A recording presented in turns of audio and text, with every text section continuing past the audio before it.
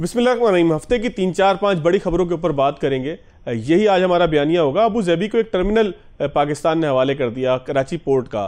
बड़ी खबर थी, किस तरीके से उसको लिया जाएगा पाकिस्तान में, क्या इसको सरमायाकारी की इब्तिदा समझा जाए, उस कौंसल की कि जो तश्कील पाई जिसके बाद ये मुआहदा हुआ, तो क्या दोनों चीज़ों को साथ मिलाकर समझा जा सकता है, इसके ऊपर भी बात करेंगे आज के प्रोग्राम में। इसके साथ साथ मवेशी मंडी चलेंगे, वहाँ देखेंगे क्या हुआ। लेकिन इससे पहले जो अबू ज़ैबी की बात हम टर्मिनल की करेंगे, तो साथ सिविल एविएशन की जो खिचड़ी पकड़ी है एयरपोर्ट्स के ऊपर, हमने देखा कि मुसाफिरों को गैर मामूली बात के ऊपर रोका गया।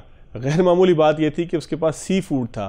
तो यहाँ से हमने सुना है कि पाकिस्तान से बहुत सी चीज़ें जो है वो इस तरीके से निकल जाती हैं कि जिस तरह से मक्खन से बाल निकल जाता है। लेकिन एक मुसाफिर को सी फूड की बुनियाद पर पकड़ा गया और बाद में पता लगा कि ये आपसी झगड़ा था। सिविल एविएशन किधर थी, क्यों फोर्सेस आपस के अंदर वहाँ पर लड़ रही हैं, पाकिस्तान की जगहसाई जो हुई उसका ज़िम्मेदार कौन है। उसके बाद मैंने आपसे बताया कि मवेशी मंडी की तरफ चलेंगे, ज़रा देखेंगे कि जो है वो आखिरी इतवार है, उसके बाद ईद है, तो कितनी मंडी चढ़ी हुई है, कैसी कीमतें हैं, कौन सा बैल है, कौन सी गाय है जिसकी बड़ी धूम है। और आखिर में बात करेंगे इंसानी स्मगलिंग का एक जो अफसोसनाक वाक़या हुआ। पाकिस्तानी डूब गए ग्रीस के करीब, यूनान के करीब, वो कैसे रुकेगा, कौन रोकेगा। FIA कहाँ थी, वज़ीर दाखिला क्या बयान देकर बरी-उज़्ज़िम्मा हो गए कि हमारा इसमें कोई कसूर नहीं है, जो लोग गए यहाँ से लीगल तौर पर गए। लेकिन नेटवर्क तो पाकिस्तान के अंदर मौजूद था, उस नेटवर्क को कब रोका और तोड़ा जाएगा। काशिफ मुनीर साहब से शुरू करेंगे, हमारे नुमाइंदा ख़ुसूसी हैं मईशत और इससे जुड़े दीगर अमूर जो है उस पर ख़ास इनका जो है वो वर्क है, काम है। ख़बरें भी इन्होंने दी थी, लिहाजा पूछ भी नहीं लेते हैं। काशिफ साहब बहुत शुक्रिया आपके वक्त का। काशिफ साहब ये फरमाइएगा, अबू ज़ैबी को हमने एक टर्मिनल हवाले कर दिया, अचानक एक वाक़या हुआ, मेरे लिए अचानक था। हो सकता है कि आप रिपोर्टिंग करते हैं, आप राब्ते में होते हैं KPT के लोगों से, तो आपके लिए कोई पुराना एक मामला हो। लेकिन मुझे तो जहाँ तक याद है कि इसके ऊपर कुछ केसेस भी थे, माजी में भी कोशिशें हुई जो है नाकाम रहीं। अब अचानक एक दिन खबर आती है कि जी ये सब कुछ हो गया, तो आपके लिए भी अनोखा था या सिर्फ मेरे लिए था? नहीं फवाद साहब, बहुत शुक्रिया। मेरे ख्याल में ये कोई नई बात नहीं थी। हम तमाम जो रिपोर्टर पोर्ट एंड शिपिंग की बीट करते हैं उनको पता था ये क्या होने जा रहा है। ये जो केस हुआ था ये 2020 में हुआ था। जो PICT है इसकी गुज़श्ता हुकूमत के साथ कुछ तनाज़ा हुआ था, कुछ इख्तलाफात हुए थे और उनको ये लग रहा था कि उनके ये मामलात आगे नहीं बढ़ पड़ेंगे। जो PICT का जो एग्रीमेंट था, ये 2002 में जो एग्रीमेंट हुआ था, उसके मुताबिक फ़र्स्ट राइट ऑफ रिफ्यूज़ल जो था वो PICT के पास था। तो PICT और उनके दरमियान तनाज़ा हुआ तो वो अदालत गए। फिर जब ये मौजूदा हुकूमत आई, किस्सा शॉर्ट करते हैं, जब नई मौजूदा हुकूमत आई, जब उन्होंने देखा कि इनके साथ मामलात कुछ हैं, तो उन्होंने आउट ऑफ कोर्ट सेटलमेंट करने की कोशिश की। फिर ये बीच में अबू ज़ैबी ग्रुप आया है। ये बहुत जो PICT है ये बहुत बीच में आया से क्या मुराद है, पहले से नहीं था प्रपोजल, ये कब आया प्रपोजल? देखें, PICT का जो प्रपोजल है इस ये 23 मई को जो फैसला है, सबसे पहले तो इसका टाइमलाइन देखें। जो अदालत से टाइमलाइन आई है वो 23 मई को KPT के हक में फैसला आया है कि KPT जो है इसका जो है वो टेंडरिंग कर सकता है, नहीं उससे पहले ये काम नहीं हो सकता था। पहले बीच में KPT का जो एग्रीमेंट था उसमें KPT खुद लेकर चला सकती थी, किसी और को नहीं दे सकती थी। अंदर तो मामला थे कि PICT से लेना है, आगे किसी को देना है। अबू धाबी ग्रुप बाद में आया, यानी उनसे पहले मामला नहीं थे, कुछ डिस्कशन पीछे हो सकती है लेकिन सामने नहीं थी। 23 मई को जब कोर्ट से अच्छा, लोगों की सहूलत के लिए बताएं, PICT Pakistan international cargo terminal, container terminal, ये किसका था? देखें, PICT ये भी कंसोर्शियम था, ये फिलिपाइनी कंसोर्शियम था। ये 2002 से यहाँ काम कर रहा था। इनका एग्रीमेंट 17 जून 2023 को ख़त्म होना था। उसके तहत इनके पास जो रिफ्यूज़ल, इनका था इरादा कि इनको आगे चलाना है, लेकिन इनके साथ जो सेटलमेंट हुई है ये अबू धाबी कंसोर्शियम ने बाहर से ही कर ली, यानी उनकी जो मदर कंपनी के साथ डिस्कशन किया और इस मामला को यानी तहरीरी तौर पर। अच्छा, इसका मतलब काशिफ साहब एक मिनट तवक्कुफ कीजिएगा, इसका मतलब ये है कि ये जो कुछ लोग इस तरह के ट्वीट कर रहे हैं, बातें कर रहे हैं कि हवाले कर दिया, ये कोई नई बात नहीं है, पहले भी हमारे पास नहीं था। ये PICT जो है पहले भी हमारे पास नहीं था। बिल्कुल आप दुरुस्त कह रहे हैं। सोशल मीडिया पर जब ये एग्रीमेंट हुआ तो बहुत सारे लोगों ने बातें की और सबसे अहम बात ये, फैसल सब्ज़वारी ने प्रेस कॉन्फ्रेंस भी की और इस हवाले से उन्होंने जो तहरीक इंसाफ के हमाद हज़रत को काफ़ी आड़े हाथों लिया। उन्होंने कहा कि अगर आप पढ़ सकते हैं तो एग्रीमेंट जाके साइट पर पढ़ लें।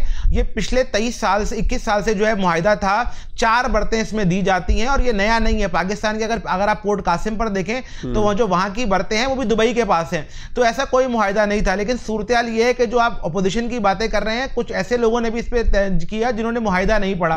जहां तक मैं आपको पीआईसीटी की सूरत बताऊं, यहाँ पर बड़ी तादाद में मुलाजमीन काम करते हैं, 650 डायरेक्ट मुलाजमीन है, 2500 इनडायरेक्ट मुलाजमीन है। और पाकिस्तान को इससे पैसा कितना मिलेगा, सबसे अहम बात यह है जो फी बॉक्स $16 हमें मिलते हैं वो $18 पर चले जाएंगे। हमें जो तकरीबन हमारी जो केबीटी को $10 मिलियन मिलेंगे और जो पीआईसीटी से $2.25 अरब मिलने हैं ये मिलेंगे। तो इससे सूरत काफी बेहतर होगी। और ओवरऑल अच्छा उसमें कोई टेक्नोलॉजी भी जो वो दुबई यहाँ पे इंटीग्रेट करेगा, अबू धाबी इंटीग्रेट करेगा, मतलब फर्क क्या पड़ेगा? जो पीआईसीटी था, इसकी मिसाल चलें और आसान इसको कर लेते हैं, क्योंकि पहले ये टर्मिनल आप चला रहे थे $16 में, मैंने चलाना शुरू कर दिया $18 में, ये तो फर्क एक आ गया। लेकिन इसके साथ साथ मैं कार्गो हैंडलिंग के तरीकेकार को भी बदलूंगा, जदीद निज़ाम भी लेके आऊंगा। क्या क्या चीज़ें अबू धाबी के ज़िम्मे है? देखिए जी, इसमें सबसे अहम बात तो कार्गो हैंडलिंग के साथ साथ जो अबू धाबी ग्रुप है दुनिया में सबसे ज्यादा बड़ा ग्रुप है इस लिहाज से कि जो कार्गो हैंडलिंग करता है। पाकिस्तान को अगर उसका स्पिल ओवर मिल जाए तो भी पाकिस्तान के लिए बहुत अच्छा है। यानी आप जो बात कर रहे हैं बल्क कार्गो का भी सारी सूरत इसमें हो सकती है। और उन्होंने जो पूरा सिस्टम बताया है कि कितनी इन्वेस्टमेंट करेंगे, ये $40 से $50 मिलियन तो इनिशियल है, ये 1.5 बिलियन की कहा है। और अगर आगे मामला बनते हैं तो ये $2 अरब से ऊपर जाएगी सूरत हाल। तो ये एक बड़ा अच्छा जो है पैकेज पाकिस्तान को मिला है, क्योंकि जो पीआईसीटी है इस खत्म हो गया, अब तो कराची गेटवे टर्मिनल बन गया जो इसका नया नाम है। तो इससे ये फायदा ये होगा कि जो 4 बढ़ते गई हैं, केबीटी की ओवरऑल 33 बढ़ते हैं, तो ये 4 बढ़तों पे काम बढ़ता है तो केबीटी की इसमें आमदनी काफी बढ़ जाएगी। यानी कि अब आप कह लें कि पीआईसीटी के बजाय केजीटी होगा, ये कराची गेटवे टर्मिनल हो गया। और ये जदीद खतूत के ऊपर होगा, क्योंकि एक बड़ी कंपनी ले रही है जो दुनिया भर में कार्गो हैंडलिंग करती है। मैं ठीक कह रहा हूँ? बिल्कुल ऐसा ही है, बिल्कुल ऐसा ही है। चलें इसके ऊपर आ जाए। इसके बाद अब कोई कानूनी रकूना तो नहीं रह गया ना कि इसके ऊपर कोई केस हो सकता है या कोई मामला? इस वक्त आप ये कहते हैं कि मुतली जो है वो उनके हैंडओवर हो चुका है सारा मामला? जी, जो पीआईसीटी की जो काम थे उन्होंने तहरीरी तौर पर ये लिख कर दिया है कि वो जो उनका फर्स्ट राइट ऑफ रिफ्यूजल वाला मामला है वो अदालत में लेकर नहीं जाएंगे। ये बात फैसल सब्ज़वारी ने प्रेस कॉन्फ्रेंस में क्लियर की है कि अब इस पे कोई कानूनी कार्रवाई नहीं हो सकती, इसमें कोई टाइम ज़ाया नहीं होगा कि अगला जो है वो सरमायाकारी करने आए और उसको अदालतों में खींचा जाए। अब इसका कोई इम्कान नहीं है। ठीक है। इसके साथ साथ एक कौंसल भी तो बनी है ना काशिफ साहब, वो कौंसल उसके दायरे इख्तियार में ही आता है जिसमें पाकिस्तान की आर्मी भी मौजूद है, सिविलियन भी मौजूद है, एक इकोनॉमी की एक कौंसल जो बनी है। देखें, आपने थोड़ी देर पहले सवाल किया कि अदालत में चक्कर ना लगाने पड़े, इस कौंसिल का काम ये कि वन विंडो के तौर पर बेहतर तरीके से काम हो सके। तो ये जितने भी गैर मुल्की सरमायाकार आ रहे हैं उनको इस बात की यकीन दहानी कराई जा रही है कि कोई ऐसा नहीं होगा कि कोई अदालत में दरखास्त लगा दे, जो इन्वेस्टमेंट लेकर आ रहा है वो भी सेफ सिक्योर ना हो। तो ये सारा काम इसी सिलसिले में हुआ और आपने देखा होगा कि कितनी स्मूथली तरीके से पीआईसीटी का जो हैंडिंग टेकिंग ओवर हो गई है और कराची गेटवे टर्मिनल इंतजामिया इस पर आकर अब बैठ गई है। जी चलें जी, आगे चलते हैं जी। अब आप मुझे ये बताएं काशिफ साहब कि एक खबर स्क्रीन पे चलती है जिसपे हम देखते हैं कि एक मुसाफिर से उसने शायद सी फूड मुकर्रर मिकदार से ज़्यादा ले लिया था। ये भी हमें उसकी पिटाई के बाद पता लगा जब उसको हैंडकफ किया जा रहा था। तो जिस तरीके से उसके साथ बिहेव किया जा रहा था, एविएशन कानून क्या कहता है कि किसी मुसाफिर को सिर्फ इस बुनियाद पे कि उसके पास कोई चीज़ मिकदार से ज़्यादा निकल आई है, मेरे पास 10 किलो के बजाय 50 किलो आम निकल आए या 20 किलो आम निकल आए, 15 किलो आम निकल आए, मिसाल दे रहा हूँ आपको, तो क्या मुझे भी हथकड़ियाँ लग जाएंगी एयरपोर्ट के ऊपर? ये हुआ क्या है? देखें, ये तो सूरत हाल ये है कि एएसएफ ने अपने दायरे इख्तियार से निकल कर काम किया है। सी फूड चाहे वो 15 पेटियां हो या 18 पेटियां हो। देखें, सबसे पहले जो सी फूड लेके जा रहा था वो बाकायदा उसको पैक करवाता है कि उसके अंदर जो झींगा हो या मछली हो, अगर आप उसको खोलेंगे तो खराब हो जाएगी।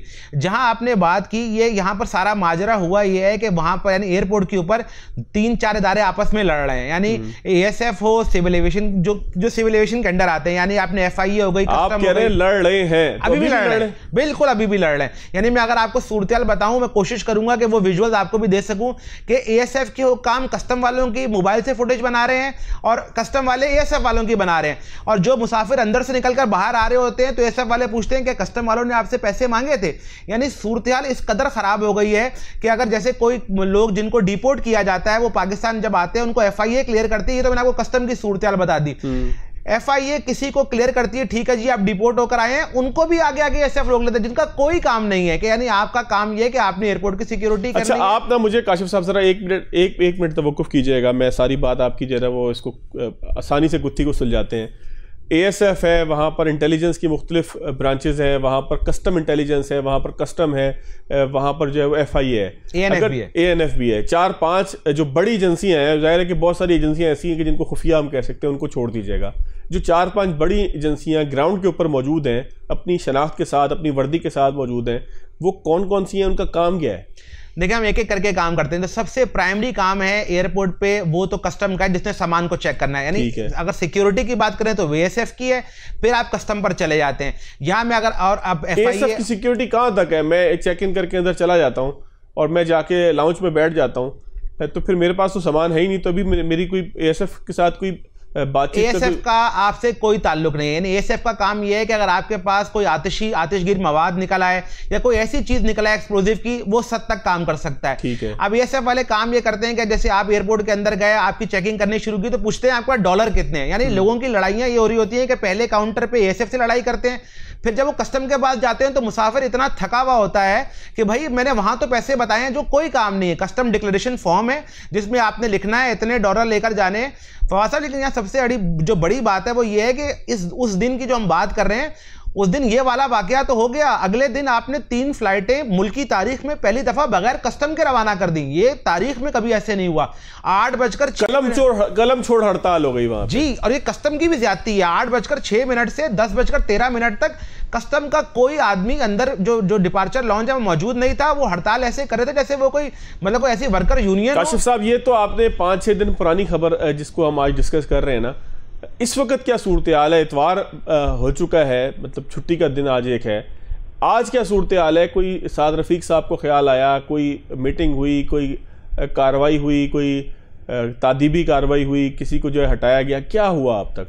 जी, बड़ी अहम कार्रवाई हुई है इसके ऊपर कि इसके लिए कमेटी बन गई है और फिर एक और कमेटी बन गई है। तो जब कमेटी का मकसद ये होता है, जब आपने मट्टी पाओ काम करना होता है तो कमेटी बना देते हैं। तो 2 कमेटियां जो है वो उस पर मट्टी डालेंगी और वो तलाश ये हो रही है, उस कमेटी का जो मेन काम है, मैंडेट है कि किस मोबाइल से ये फुटेज सहाफी के पास गई और उससे राब्ता किया जाए, यानी उस सहाफी तक पहुंचा जाए। बस इससे ज्यादा कोई काम नहीं हो रहा। तो कमेटी यानी कि कमेटी झगड़ा खत्म नहीं करना चाह रही, झगड़े की जो वीडियो है उसके ऊपर ज्यादा जोर दे रही है कि आखिर किस तरीके से झगड़े की वीडियो हमारी बाहर गई। ये तो हमारा रोज का मामला था, यहाँ पे बर्तनों की तरह में टकराना था और पाकिस्तान की बदनामी करनी थी। अफसोसनाक सूरत हाल थी। काशिफ साहब, आपका बहुत शुक्रिया।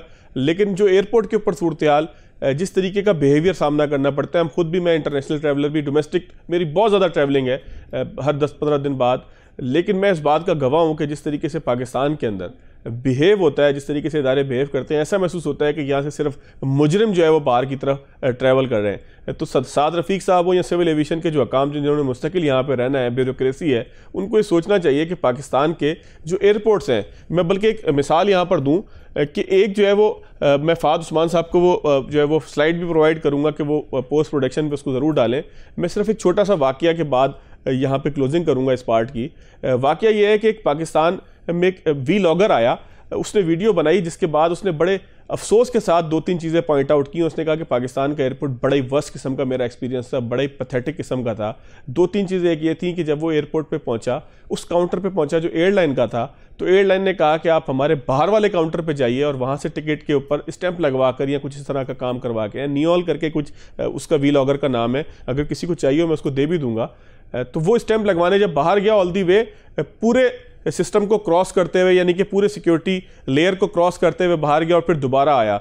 ये भी एक अजियतनाक मामला है, क्योंकि दुनिया भर के ममालिक में, यहाँ तक कि अमेरिका के अंदर मेरा पिछले साल का एक्सपीरियंस है कि हम लाउंज के अंदर डायरेक्ट पहुँच गए थे सामान जमा कराने के बाद। उन्होंने तो एग्जिट स्टैंप भी नहीं लगाई थी, लेकिन बहरहाल हर मुल्क की अपनी अपनी पॉलिसी है। फिर उसने दूसरी चीज़ ये बताई, एक तो चले ये हो गया कि एयरलाइन का बिहेवियर था।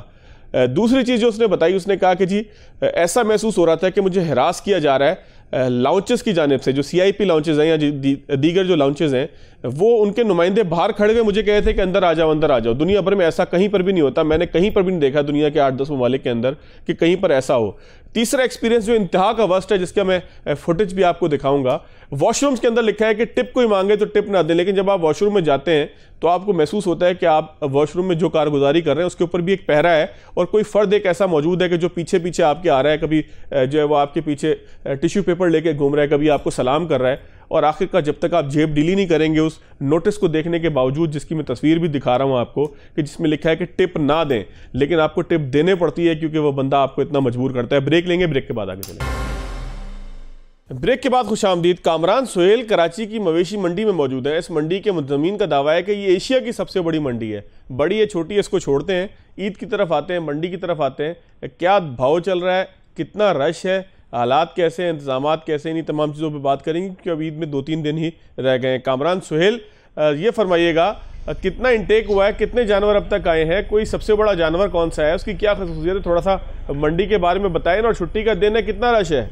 देखिए, सबसे पहले फवाद मैं आपको ये बताऊं कि ये मंडी जो है नॉर्दर्न बाईपास पर जो है वो सजाई गई है। इससे पहले ये मंडी सोराब गोड पे थी। यहाँ पर लोगों की जो है वो आमतौर पर यकीनन बहुत मुश्किल है, लेकिन ईद कुर्बा के लिए ख़रीदारी करनी है तो लाजमी तौर पर तवील सफ़र तय करने के बाद लोग यहाँ पर आते हैं। और अब हमारी मवेशी मंडी की जो इंतज़ामिया है उनसे बात हुई है, उनका ये कहना है कि तकरीबन 6.5 लाख जानवर जो है वो यहाँ पर आ चुके हैं।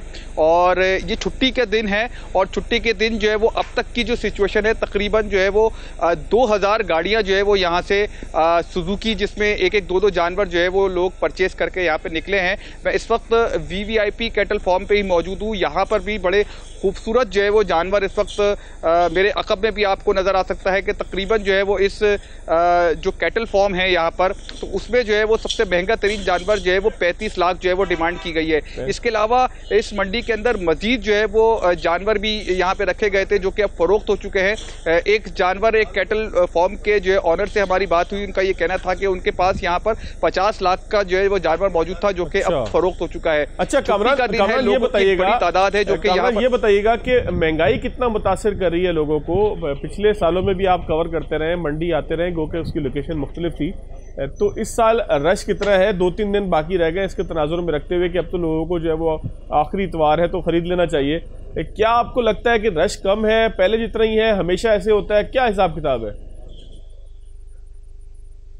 देखिए, ये जो मंडी जिस जगह पर लगाई गई है, सजाई गई है, इसका रकबा जो है वो पिछले सालों में जो मंडी लगाई गई थी उससे बहुत ज़्यादा बड़ा है। अगर यहाँ पे बहुत सारे लोग इकट्ठे आके ख़रीदारी करें तो भी इतना पता नहीं चलता। लेकिन हमारी व्यापारियों से भी बात हुई है, यहाँ पे जो लोग आए हैं उनसे भी बात हुई है कि उस तरह का रश यहाँ पर मौजूद नहीं है। चूँकि छुट्टी का दिन है, इतवार का दिन है, उसके बावजूद भी जो है वो इस टाइम लोग इतने नहीं पहुँचे, क्योंकि शहर के अंदर भी मंडी लगा दी गई है। क्योंकि तवील सफ़र तय करने के बाद लोग इस मवेशी मंडी के आते हैं, और यहाँ पे ज़्यादातर वो लोग आते हैं जिनको परचेजिंग करनी होती है, जिनको ईद कुर्बा के लिए जानवर खरीदने होते हैं।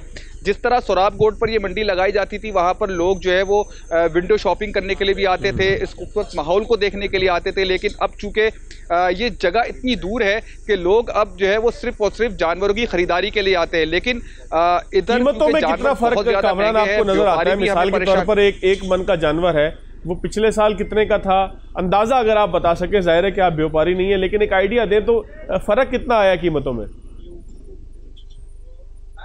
देखिए, कीमतों में फ़र्क तो बहुत ज़्यादा है, क्योंकि गुज़िश्ता साल के मुकाबले के अंदर महंगाई का तनासुब जो है वो बहुत तेज़ी के साथ जो है वो बढ़ा है। तकरीबन अगर 4 मन का जानवर पिछले साल यहाँ पर लाख या 1.5 लाख से कम का था, तो इस वक्त जो वो जानवर 2 से 2.5 लाख पे पहुँच चुका है। लोगों की जो क़ुव्वत ख़रीद है, परचेसिंग पावर है, वो बिल्कुल ही ना होने के बराबर है। हमारी कुछ लोगों से बात हुई है, उनका ये कहना था कि वो जो सोच कर यहाँ पर आए थे, जो डिमांड लेकर यहाँ पर आए थे, उनको जो है वो उस डिमांड में जानवर कम से कम इस मवेशी मंडी में मिलना बहुत मुश्किल है। बहुत शुक्रिया कामरान, बहुत शुक्रिया कामरान। हमने ज़रूर आपको ये बता दिया कि अगर आपको मंडी जाना है तो कितने पैसे लेके जाने हैं। अगर आप लाख लेकर गए थे तो इस साल 2 लाख लेकर जाएं, अगर वैसे ही आपको जानवर चाहिए। एक ब्रेक लेते हैं, ब्रेक के बाद आगे चलते हैं। ब्रेक के बाद खुशामदीद। आज से कुछ अर्से पहले ऐसा हुआ कि कुछ मुसाफिर तुर्की पहुंचे। तुर्की पहुंचने के बाद वहां के कस्टम ने उन्हें गिरफ्तार कर लिया। वजह यह थी कि उनके बैग से, उनके सामान से छालियाँ निकली थी, जिसके बाद ख़बर एक ब्रेक हुई पाकिस्तान में। और ये ख़बर हम तक पहुंचाने वाले कोई और नहीं, बशीर चौधरी साहब थे, उर्दू न्यूज़ से इनका ताल्लुक़ है, हमारे साथ मौजूद हैं। इनके गांव के दर्जनों अफराद उस हादसे के अंदर यूनान के करीब डूब गए, अल्लाह को प्यारे हो गए, अच्छे मुस्तकबिल के लिए जा रहे थे, लेकिन उनका हाल ख़राब हो गया। बशीर चौधरी साहब ने इसके ऊपर भी बड़ी अच्छी स्टोरी की, इन डेप्थ उसका पूरा हमारे सामने एनालिसिस पेश किया कि आखिर ऐसा हुआ क्यों, कौन लोग थे जो ये करते थे, कितने अरसे से पाकिस्तान के अंदर ये सारा मामला जारी है। और ज़ाहिर है कि एक अफसोसनाक वाक़या, एक सानह है जिसके बाद तमाम अफराद एक दूसरे से पूछ रहे हैं कि आखिर ये हो क्या रहा था। और मुझे तो हैरत होती है कि जब राना सनाउल्लाह साहब असम्बली में तकरीर करते हुए ऐसे बयान करते हैं कि जैसे वो इस FIA के साथ मिलकर होने वाले सारे कारोबार के बारे में वाकिफ़ नहीं थे। मैं इसलिए कह रहा हूँ कि FIA की जिम्मेदारी है पाकिस्तान से इस तरह की किसी भी ह्यूमन स्मगलिंग को रोकने की। रोकते भी होंगे, काम करते भी होंगे, लेकिन बहरहाल एक बड़ा वाक़या हुआ। राना सनाउल्लाह साहब कहते हैं कि इस वाक़े का एक बड़ा पस मंज़र ये था कि जो लोग यहाँ से पाकिस्तान से ट्रैवल करके गए वो कानूनी तौर पर गए, उनके पास वीज़ा मौजूद था। राना साहब ने और भी बहुत कुछ कहा, लेकिन मेरा सवाल अब भी वहीं पर मौजूद है कि जिन लोगों ने उनको भेजा वो भी तो पाकिस्तान के अंदर ही ऑपरेट कर रहे थे। उन्होंने कोई काज़िकिस्तान या अफगानिस्तान से लोगों को कनेक्ट करके जो है वो अपना डिंकी लगा के लीबिया के रास्ते इटली पहुंचने का मंसूबा नहीं बनाया था। बशीर साहब, बहुत शुक्रिया आपके वक्त का। ज़रा तफसील अगर मुझे आप दे सकें, ज़ाहिर है कि आप भी ऐसे इलाके से हैं। बदकिस्मती ये है कि उस इलाके से जहाँ से आपका ताल्लुक़ है वहाँ के बहुत से दर्जनों लोग जो है वो शहीद हो गए। ज़ाहिर है डूब के इंतकाल हुआ, अच्छे मुस्तकबिल के लिए जा रहे थे, रोज़गार के लिए जा रहे थे, तरीका गलत अपनाया। आपको भी हम कहेंगे कभी तरीका ऐसा ना अपनाइएगा। लेकिन ये बुनियादी तौर पे कारोबार है क्या? क्योंकि अगर हम कराची में बैठ के बात करें, लाहौर में बैठ के बात करें, इस्लामाबाद में बैठ के बात करें, तो शायद हमारे पास मालूमात बहुत थोड़ी हों, क्योंकि इंसानी स्मगलों का टारगेट जो है वो ये बड़े शहर नहीं है। मैं दुरुस्त कह रहा हूँ? जी बिल्कुल ऐसा ही है, बड़े शहर नहीं है। उनका टारगेट जो है वो जिस तरह आपने जिक्र किया, मेरा इलाका गुजरात, खारियां, उसके बाद वजीराबाद, गुजरावाला, पूरा डिवीजन जो है वो उनका टारगेट है। उसकी एक वजह यह है कि जब लाहौर, कराची या इस तरह के बड़े शहरों का जिक्र करते हैं तो यहाँ का जो नौजवान है उसका जो टारगेट होता है आमतौर पे अपनी इस बलूगत की उम्र को पहुंचने के बाद या तालीम मुकम्मल करने के बाद उसका ये टारगेट होता है कि उसने कारोबार करना है, अपने वालिद के साथ कारोबार में शामिल होना है या कोई अच्छी नौकरी जो है वो तलाश करनी है। और अगर वो पढ़ा लिखा नहीं है तो वो किसी फैक्ट्री में जॉब करनी है, किसी जगह पे जाके कोई हुनर सीखना है, किसी मिल में जाना है, तो ये उसका टारगेट होता है। जिस इलाके से मैं ताल्लुक रखता हूँ वहां ये टारगेट नहीं है नौजवान का। वहां नौजवान का टारगेट जो है वो है कि उसने यूरोप जाना है, उसने बाहर जाना है, जहां जाके उसने डॉलर और पाउंड कमाने हैं, यूरो कमाने हैं, और पाकिस्तान वापस अपने गांव में आके या वो पैसे भेज के गांव में एक बड़ी सी कोठी बनानी है, एक बड़ी सी गाड़ी लेनी है, और उसके साथ साथ घोड़ा रखना है जिसपे वो नेजाबाजी का अपना शौक जो है वो पूरा करे, और इसी तरह गांव की एक मारूफ समाजी शख्सियत जो है वो उसने कहलवाना है। और उसका एक पस मंजर है, उसका एक बैकग्राउंड है। वो ये है कि आज से 50-60 साल पहले लोग जो है वो बर्तानिया गए थे, यहाँ से बर्तानिया, लंदन पलट कहते थे ना। जी जी बिल्कुल। तो उसके बाद जो है वो तकरीबन लेट 80s और 90s का जो अशरा है, इसमें लोगों ने डंकी के जरिए और गैर कानूनी तरीकों से यूरोप जो है वो जाना शुरू किया, और ये उरूज पर पहुंचा 2000 के बाद। जब 2000 के बाद जो है वो बहुत ज्यादा तादाद में लोग चले गए। आपने मेरी स्टोरी भी पढ़ी होगी कि जिस गांव से मैं ताल्लुक रखता हूँ उस गांव का शायद ही कोई घर ऐसा है कि जिसका कोई एक फर्द यूरोप गया ना हो या यूरोप में मौजूद ना हो। और अब तो फर्द से बात आगे गुजर चुकी है कि वहां लोग लीगल हो जाते हैं तो फिर वो अपने, अगर शादी हो चुकी है तो बीवी बच्चों को मंगवा लेते हैं, और अगर शादी नहीं हुई तो जिससे शादी होती है उसको भी जो है वो वहां पे लेकिन जोई साहब, एक सवाल यहाँ पर पैदा होता है कि दुनिया के अंदर स्किल्ड लेबर जो है या अनस्किल्ड लेबर जो है, दोनों के लिए कोई ना कोई रास्ता मौजूद है कानूनी तरीके से जाने का। कनाडा की भी इमिग्रेशन खुलती है, दुनिया के हर मुल्क में कहीं ना कहीं गुंजाइश है गल्फ के अलावा इमिग्रेशन का। लेकिन गल्फ के अंदर भी बहुत बड़ी तादाद ऐसी है कि जो लीगल आपको जो है वो अकामा की बुनियाद पर वहाँ पर नौकरियाँ देती है, आपको बुलाती है, अनस्किल्ड लेबर को भी जो है वो अकोमोडेट करती है। तो लोग लीगल रास्ते की तरफ क्यों नहीं जाते? मुश्किल है, महंगा है, इसमें क्या उनको चमक क्या नजर आती है? नहीं, जो गल्फ है ना वो महंगा नहीं है, मुश्किल भी नहीं है, लेकिन वहां से जो आमदन है वो गुजारा लायक है। वो इतनी आमदन नहीं होती कि आप उससे जिन तयशात का जिक्र मैंने किया वो हासिल कर सके। वो सिर्फ इतनी है कि आप नौकरी कर सकते हैं, आप अपने बीवी बच्चों का अच्छे तरीके से पेट पाल सकते हैं, मुनासिब सा घर बना सकते हैं, बस। लेकिन जो यूरोप है वहां से जो पैसा आता है उससे लोकल मकामी सतह पर गांव देहात में आप जो बंदे हैं उनका सोशल स्ट्रक्चर जो है वो बहुत ऊपर हो गया है, सोशल स्टेटस बहुत ऊपर हो गया है। उसकी मिसाल मैं अमूमन ये देता हूँ कि अगर मैं भी उस एक गांव से ताल्लुक रखता हूँ और मेरे बाकी जो अजीज रिश्तेदार हैं वो भी उसी गांव से ताल्लुक रखते हैं, तो जब किसी शादी पे मैं अगर अपने किसी कजन की शादी पे अपनी तरफ से बड़ा तीर मारूंगा तो सलामी के तौर पे 10 से 20 हजार रुपया जो है वो रख सकूंगा। लेकिन जो उनका दूसरा कजन होगा जो उसके साथ से ही यूरोप से आया होगा वो उसकी जगह पे 2 लाख रुपए रखेगा। तो अच्छा। वहां पे मेरा जो सोशल स्टेटस है वो खत्म हो जाता है, मैं माइनस हो जाता हूँ। और जब मैं माइनस होता हूँ तो फिर मेरी कोशिश होती है कि मैं डंकी लगाऊं और मैं बाहर जाऊं और मैं भी उतना ही पैसा कमाऊं ताकि मेरी साहब ठीक है, अच्छा मुस्तकबिल हम सबकी ख्वाहिश है, हर किसी की ख्वाहिश है कि अच्छी जिंदगी हो, आरामदेह जिंदगी हो, लेकिन मुझे आपकी गुफ्तगू से लालच का आंसर भी झलकता दिखाई दे रहा है कि यहाँ पे लालच का भी बड़ा अमल दखल है। तो क्या शॉर्टकट लालच की वजह से होता है? आप इसको लालच कह सकते हैं, आप इसको बहुत ऊपर जाने की जो एफर्ट है वो कह सकते हैं। इवन जो अभी हादसा हुआ है इसके अंदर जो मेरे गांव के 12 लोग हैं, उनमें 2 सगे भाई ऐसे भी हैं जिनके ऑलरेडी 2-3 भाई जो है वो यूरोप के अंदर मौजूद हैं। अच्छा। तो इसका मतलब ये है हर कोई अपनी जात में बड़ा बनना चाहता है और अपनी जात में ज्यादा पैसे कमाना चाहता है ताकि मैं किसी पे डिपेंडेंट ना। लेकिन बशीर भाई यहाँ भी एक और सवाल पैदा होता है, वो सवाल ये है कि इसका मतलब जो भाई बाहर बैठे हुए हैं, जो रिश्तेदार बाहर बैठे हुए हैं, खास तौर पर अगर मैं जितनी दफा भी बाहर गया हूँ मैंने देखा है कि आप कश्मीर के कुछ इलाकों के और ख़ास तौर पर ये जो पूरी पट्टी जहाँ से आपका ताल्लुक है और जिस इलाके का आप तस्करा कर रहे हैं और मीरपुर तक जो है वो आगे तक मामला जाए आज़ाद कश्मीर तक, यहाँ के लोगों के वहाँ पे रेस्टोरेंट्स हैं, वहाँ पे होटल्स हैं, वहाँ पे कारोबार हैं, और मुझे महसूस ये होता है कि ये डिंकी लगाने का एक मकसद भी ये होता है कि वहाँ से भाईजान कहते हैं आजा जी इतने तेरा बंदोबस्त करांगे। ऐसा भी है? जी जी बिल्कुल आता है, ऐसा है। लोग बुलाते हैं अपनी फैमिली को, अपने रिश्तेदारों को, अपने भाइयों को।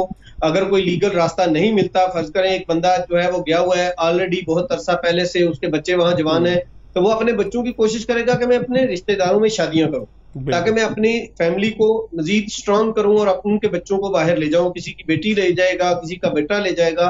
पहले तो ये भी ट्रेंड था कि लोग अपने ही सगे भाइयों के बेटे बन के भी यूरोप गए। अच्छा। अपनी बहन के बच्चे बन के यूरोप गए हैं। मैं ऐसे दर्जनों लोगों को जानता हूँ जो अपनी ही बहन के बच्चे बन के, अपने ही भाई के बच्चे बन के, अपने मामू के बच्चे बन के, अपने चाचा के बच्चे बन के बाहर गए हैं और वहां पे जाके उनके नाम भी तब्दील हो गए।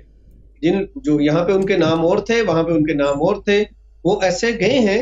और लेकिन अब वो सिलसिले या वो रास्ते यूरोप ने भी बंद कर दिए। अच्छा बशीर भाई, आपके पास वर्किंग क्या है, कौन से इलाके हैं यूरोप जाने के लिए और कौन कौन से जगह हैं, कौन कौन से पाकिस्तानियों को रूट, क्योंकि मुझे याद पड़ता है कि एक वक्त था कि लोग कोरिया जाया करते थे, चीन के रास्ते स्विस बॉर्डर को क्रॉस करके कोरिया पहुंचा करते थे। फिर हमने बहुत ज़्यादा तस्करा सुना कि टर्की के रास्ते लोग यूनान जाते हैं। मुझे किसी ने बताया कि इजमीर के सामने से तो बहुत करीब नज़र भी आता है, हम इजमीर गए थे 2017 में, तो वहाँ किसी ने बताया था। तो और कौन कौन से रास्ते हैं, ये ऑपरेट कौन लोग कर रहे हैं सारा काम? ये एक बड़ा नेटवर्क होता है। गांव के लेवल पे एक बंदा होता है, उससे आगे जो है वो कह लें जी के पाकिस्तान के लेवल पे एक बंदा होता है, फिर जिस मुल्क में आप पहुंचते हैं वहां पर एक बंदा होता है, 2 बंदे होते हैं, फिर आगे इंटरनेशनल माफिया के साथ उनका लिंक होता है जो थ्रू आउट एक चेन की शक्ल में ऑपरेट करते हैं।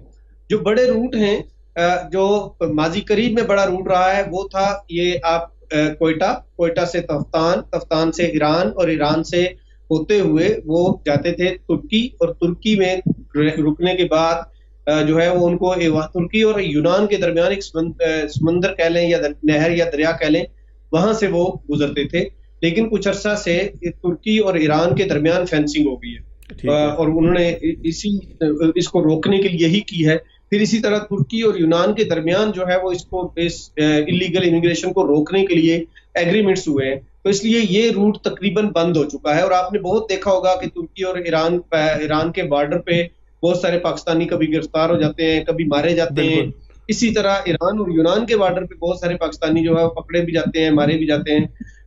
दूसरा रूट जो इस वक्त ऑन है और बहुत ज्यादा ऑन है वो है कि जो एजेंट है वो बहुत ज्यादा पैसे लेते हैं, 25-26 लाख रुपया, इवन 30-35 लाख रुपया लेते हैं। वो 30-35 लाख रुपया लेके वो वीजा लगवाते हैं, कभी मिस्र का, कभी अफ्रीका के किसी मुल्क का, इस तरह करके वो उनको लेके जाते हैं। जाहिर है उसके लिए रूट जो है वो यहाँ से दुबई, दुबई से मिस्र से लिबिया, या फिर यहाँ से दुबई, दुबई से मोरक्को, मोरक्को से लिबिया। और लिबिया में उनको छुपा के रखते हैं।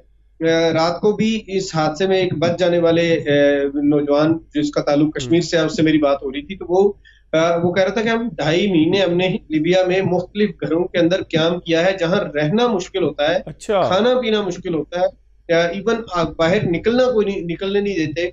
और बाहर निकलने का मकसद के बाद ये डर होता है कि कोई अगवा ना कर ले, क्योंकि वहां पर भी जो माफियाज हैं वो बहुत स्ट्रांग है, तो वो लोगों को अगवा करके फिर तावान मांगते हैं।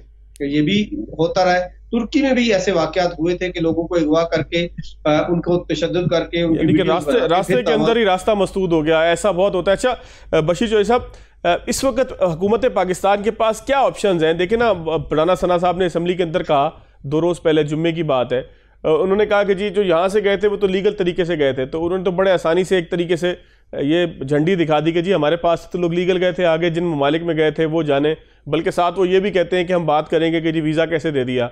तो ये तो कोई बात ना हुई कि आप अपने मुल्क के लिए वीज़े का असूल मुश्किल कर दें, लोग आपको वेलकम ना करें। इसका हल क्या है, सोल्यूशन क्या है? देखिए, ये 2005-6 की बात है कि मेरे गांव में इसी तरह जो है वो ह्यूमन स्मगलिंग के मामले पे या ह्यूमन ट्रैफिकिंग के मामले पे एक मीडिया टीम आई थी और उन्होंने मुख्तलिफ लोगों के इंटरव्यूज किए जो इसी तरह के हादसात का शिकार हुए थे। तो वो जब इंटरव्यू हुए, वो लोग इस्लामाबाद आ गए, अपने चैनल पे उन्होंने प्रोग्राम किया। इत्तेफाक से जो ऑडियंस थे उस वक्त हॉल के अंदर, मैं उनमें मौजूद था, तो मैंने उसमें एक सवाल किया था और मैंने ये कहा था कि जिस गांव के ये लोग आपने टीवी पे दिखाए हैं उनमें मेरे भाई भी हैं, मेरे रिश्तेदार भी हैं, लेकिन मेरा सवाल ये है कि उस गांव की आबादी 15-16 हज़ार है और एक प्राइमरी स्कूल है जिसमें कभी टीचर होता है और कभी नहीं होता। तो इस वक्त जो खेत तैयार वहां हो रही है, कल को वो ना मजदूरी करने जोगी है, ना वो कोई हुनरमंद है, ना उसके पास तालीम है, तो वो क्या करेंगे?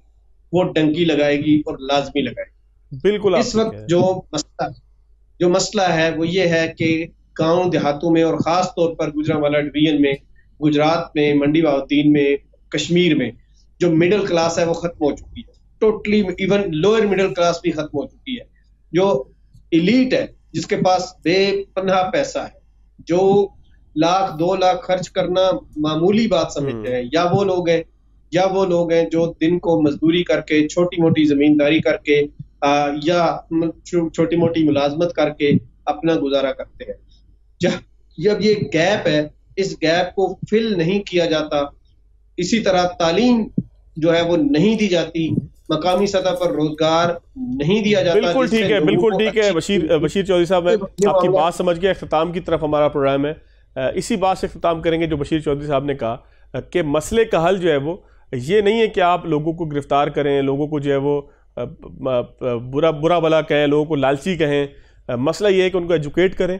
एजुकेट करने के साथ साथ अगर रोज़गार के अच्छे मौके उनके पास यहाँ पर होंगे तो वो कहीं नहीं जाएंगे। एजुकेट के साथ साथ जो बात इब्तिदा के अंदर प्रोग्राम में हुई कि वो लोग जिनका ताल्लुक़ शहरों से होता है वो इसलिए नहीं जाते कि उनके पास यहाँ मौके होते हैं, वो एजुकेट होते हैं कि हमने तालीम हासिल करने के बाद या मुख्तसर सरमाए से कारोबार करना कैसे है। मुझे एक इश्तिहार याद आता है, मुख्तलिफ अखबारात के अंदर शाया हुआ, हुकूमत ऑस्ट्रेलिया की तरफ से था, उन्होंने कश्ती एक बनाई हुई थी जिसमें वो मुख्तलिफ लोग सफ़र कर रहे थे, इसी तरह डिंकी लगा के जाने की कोशिश कर रहे थे, और नीचे उन्होंने लिखा था कि अगर आप इस तरीके से ऑस्ट्रेलिया आए तो याद रखें आप ऑस्ट्रेलिया के शहरी कभी नहीं बन सकते।